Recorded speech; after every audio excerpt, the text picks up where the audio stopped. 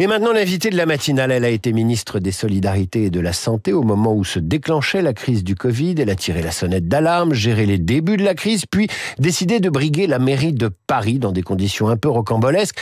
Elle est aujourd'hui conseillère maître en service extraordinaire à la Cour des comptes.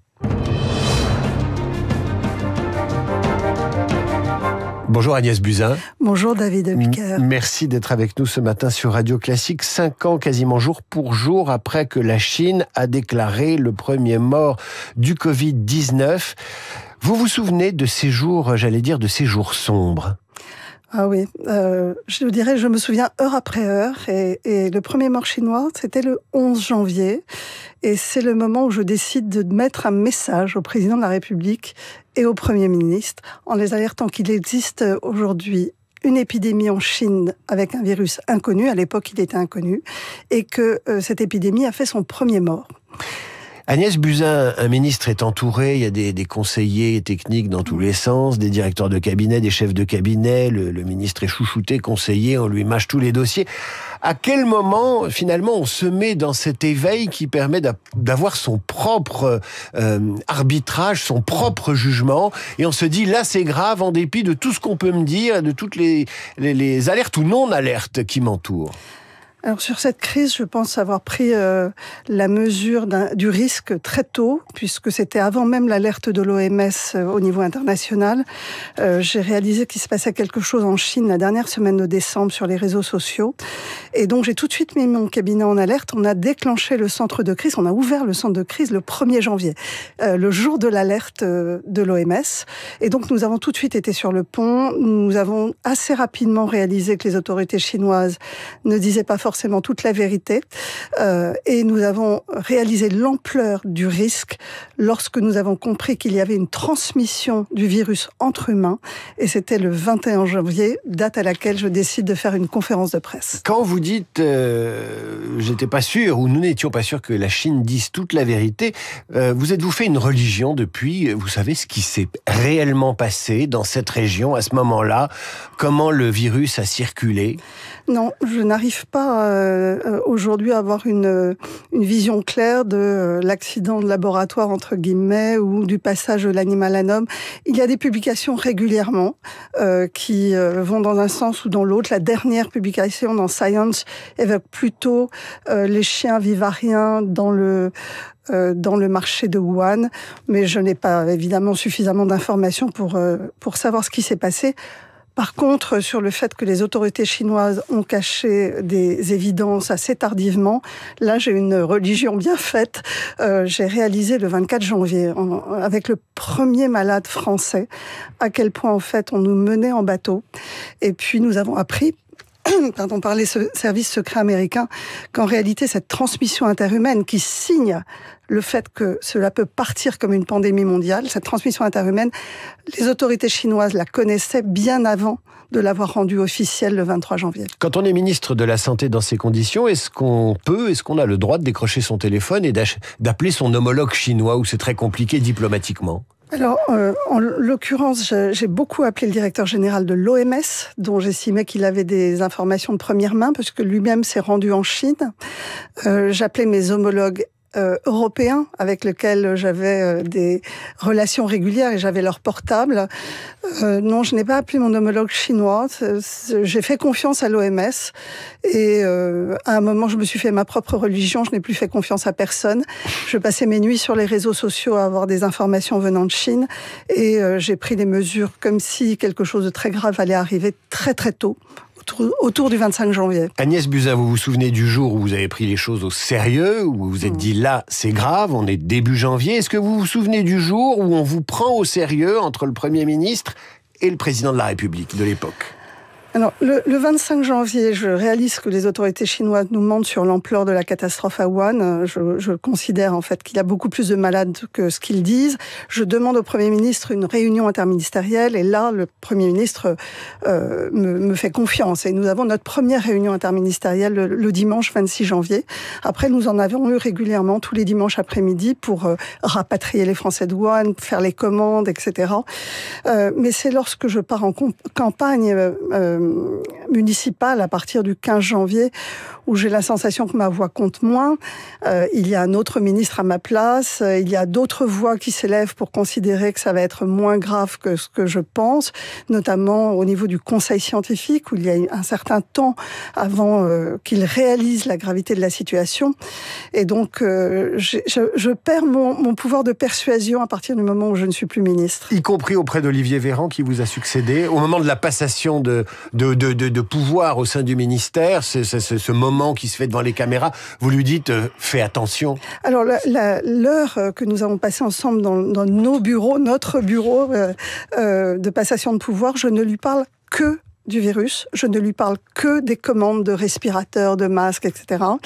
Et puis après, il faudrait lui demander à lui à quel point il m'a prise au sérieux ou pas. Vous avez eu ce sentiment, vous, ou pas vraiment? Il m'a écouté, il arrivait comme ministre, vous imaginez l'ampleur, nous avions la réforme des retraites qui était en cours, les grèves étaient en train de se terminer, mais nous avions à passer la loi sur la réforme des retraites, il avait énormément de sujets.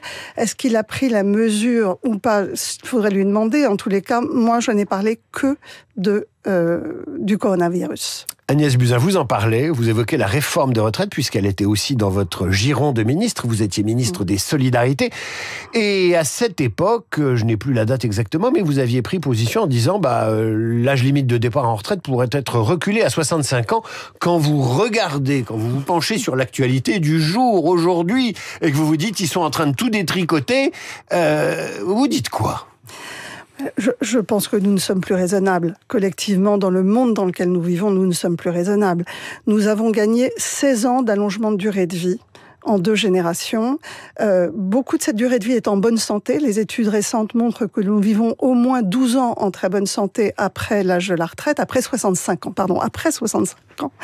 Et nous avons une démographie déclinante qui fait que les jeunes générations ne seront pas suffisamment nombreuses pour cotiser suffisamment pour une retraite par répartition. Donc nous n'avons pas le choix, c'est mathématique, nous allons devoir travailler plus longtemps.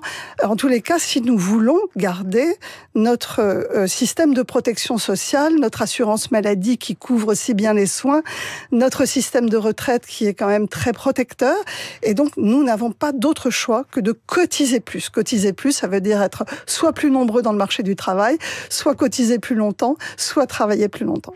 Cette réforme des retraites négociée dans la douleur par Madame Borne il y a 2 ans, vous avez le sentiment que si on la laisse filer pour la stabilité politique, pour que le gouvernement puisse gouverner, vous aurez le sentiment d'un grand gâchis?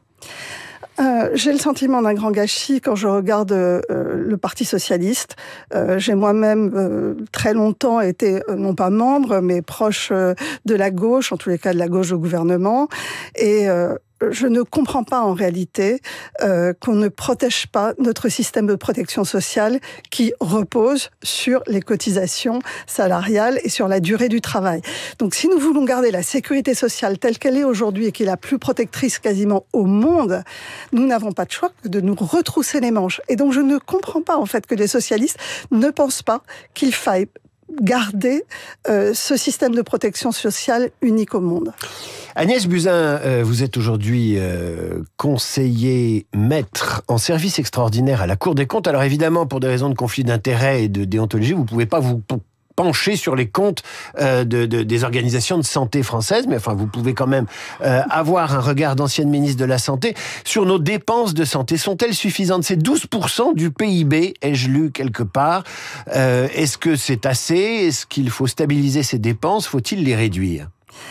Alors, je pense qu'aujourd'hui, nous sommes le 3e pays au monde en termes de dépenses de santé. Nous sommes à 12,6% du PIB, juste derrière 12,3 pardon, juste derrière l'Allemagne qui est à 12,7 et derrière les États-Unis qui sont à 17 avec un très mauvais système de santé. La moyenne des pays de l'OCDE pour les dépenses de santé est à 9,9. Donc nous dépensons nettement plus que tous nos voisins pour la santé. Vous avez compris pourquoi ? Alors, je pense que c'est bien, c'est parce que nous avons une couverture des soins qui est extraordinaire. Nous remboursons tous les médicaments, y compris les plus chers, à tous les malades qui en ont besoin. Donc, nous avons vraiment choisi une protection de l'assurance maladie, une protection de la santé exemplaire et très couvrante. très protectrice. Il faut qu'on le maintienne, mais pas à n'importe quel prix. Si nous augmentons les dépenses de santé aujourd'hui, alors que nous sommes déjà les 3e au monde, nous allons être obligés de réduire les dépenses de l'école, ou de la justice, ou de la police, ou de l'armée. En tant que citoyenne, je pense que nous avons besoin aujourd'hui d'investir dans l'enseignement. Et donc, je pense que 12,3%, c'est bien. Nous pouvons nous organiser pour récupérer des marges de manœuvre tout en continuant à couvrir très très bien les soins et les médicaments. Une dernière question, Agnès Buzyn. Parlons de Trump, qui a choisi Robert Kennedy Jr. comme ministre de la Santé. Alors, on va pas faire une caricature. Robert Kennedy Jr., c'est un personnage haut en couleur.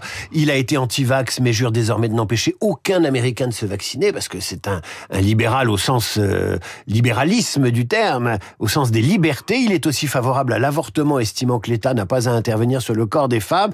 Ce Robert Kennedy Jr. est-il un ministre de la Santé dans lequel vous auriez confiance si vous étiez américaine? Non, il a fait des annonces extrêmement inquiétantes. Alors oui, il est quelque part un peu libertarien, c'est-à-dire qu'il laisse tout le monde choisir et faire ce qu'il veut, mais en réalité, les dépenses de santé des agences sanitaires internationales, américaines, vont considérablement diminuer. Ça veut dire moins de protection, moins de règlements sur les médicaments, ça veut dire moins de contrôle, et donc c'est un risque pour la santé humaine. Si nous avons autant de normes dans la santé, c'est pour protéger la santé de nos concitoyens. Agnès Buzyn, une dernière question. Vous êtes protégée, vous faites l'objet d'une protection. Comment est-ce possible qu'un ministre de la Santé qui a eu en charge la protection de nos concitoyens, donc qui a été peut-être la ministre la plus bienveillante d'un gouvernement, comment se fait-il qu'aujourd'hui elle soit accompagnée par des officiers de sécurité? Le Premier ministre ou un ancien président, on le comprend. Un membre de la rédaction de Charlie, on comprend. Un ministre de la Santé, avez-vous compris? Alors oui, d'abord j'ai compris qu'on m'a désigné comme coupable à un moment donné, et j'ai compris l'angoisse des Français, le besoin de trouver un responsable au malheur. Donc je l'ai compris en 2020. 4 ans plus tard, je suis étonnée que certains n'aient toujours pas voulu voir la vérité de ce qui s'était passé, ont accepté de comprendre. On me reproche tout aujourd'hui. On me reproche évidemment le Covid, comme si j'étais responsable d'un virus survenu en Chine. On me reproche les vaccins, alors que j'étais déjà partie du gouvernement quand il y a eu la vaccination anti-Covid. On me reproche le pass sanitaire. On me reproche les vaccins obligatoires pour les enfants, et j'en suis fière. C'est autant d'enfants qui ne meurent pas de méningite, de rougeole aujourd'hui dans notre pays. On me reproche aussi le déremboursement de l'homéopathie, parce que je suis attachée à la science et aux preuves. Donc voilà, j'ai pris peut-être des positions à un moment courageuse, et je les paye aujourd'hui par une protection policière, mais je ne regrette pas ce que j'ai fait et mes décisions. Agnès Buzyn, on ne vous reprochera jamais de venir parler aux auditeurs de Radio Classique et de faire de la pédagogie. Merci d'avoir été là ce matin. Je rappelle les références de votre dernier livre, Journal, janvier-juin 2020. C'est la chronique au jour le jour de la pandémie et de votre entrée en campagne municipale. C'était il y a 5 ans. Merci, madame. À suivre le rappel des titres, la revue de presse d'Hervé Gattegno et notre esprit libre du lundi, le philosophe Luc Ferry, Radio Classique.